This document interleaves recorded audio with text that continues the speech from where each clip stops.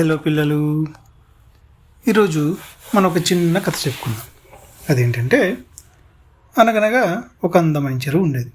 ఆ చెరువులో ఒక తాబేలు, 2 తెల్లని హంసలు ఉండేవి.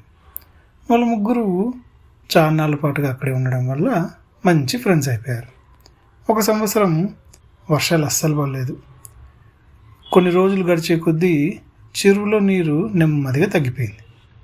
చివరికి చెరువు దాదాపు ఎండిపోయింది. అప్పుడు తాబేలు ఆలోచించింది. వెంటనే తన మిత్రుల్ని పిలిచి, మిత్రులారా, మనం ఇంకొక పెద్ద చెరువుకి వెళ్ళాలి. ఒక పొడవాటి కర్రను తీసుకురండి.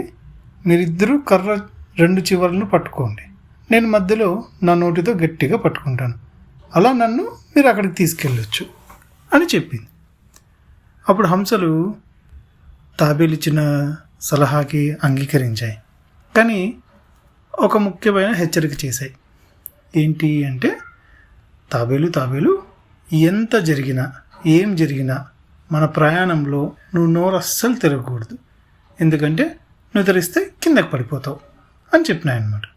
అప్పుడు తాబేలు సరే నేను చాలా జాగ్రత్తగా ఉంటాను అని మాట ఇచ్చింది. కొద్దిసేపటికి 2 హంసలు ఆ నది చివరున్న ఒక చెట్టు దగ్గరికి వెళ్ళి ఒక కర్రని తీసుకొని వచ్చాయి. అప్పుడు తాబేలు మధ్యలో పట్టుకుంటే తన నోటితో హంసలు 2 ఆ కర్రని అటోవైపు ఇటోవైపు పట్టుకొని గాల్లోకి నెమ్మదిగా ఎగరసాగాయి. ఆ తర్వాత ఇంకా కొంచెం పైకి ఎగిరి అలా ఒక పల్లెటూరు మీదుగా వెళ్ళింది.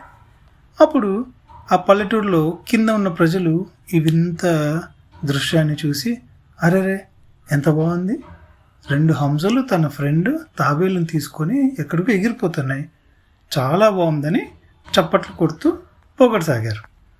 అప్పుడు వాళ్ళు ఇలా హంసల యొక్క తెలివి గురించి పొగడటం వల్ల తాబేలుకు ఎక్కలేని కోపం వచ్చింది. అదేంటి, ఈ ఆలోచన నాది, వాళ్ళది కాదు, కానీ వాళ్ళని పొగుడుతున్నారని ఈ ఆలోచన నాది అని గట్టిగా చెప్పాలని నోరు తెరిచింది. ఆ తొందరలో నోరు తెరిచిన వెంటనే అంతే, ఇంకేముంది, పై నుంచి కిందకి పడిపోయి చనిపోయింది. అప్పుడు హంసలు ఎంత ప్రయత్నించినా తనని పట్టుకోవడానికి కాలేదు. చివరికి హంసలు తన స్నేహితుని చూసి చాలా బాధపడ్డాయి. ఇది కథ.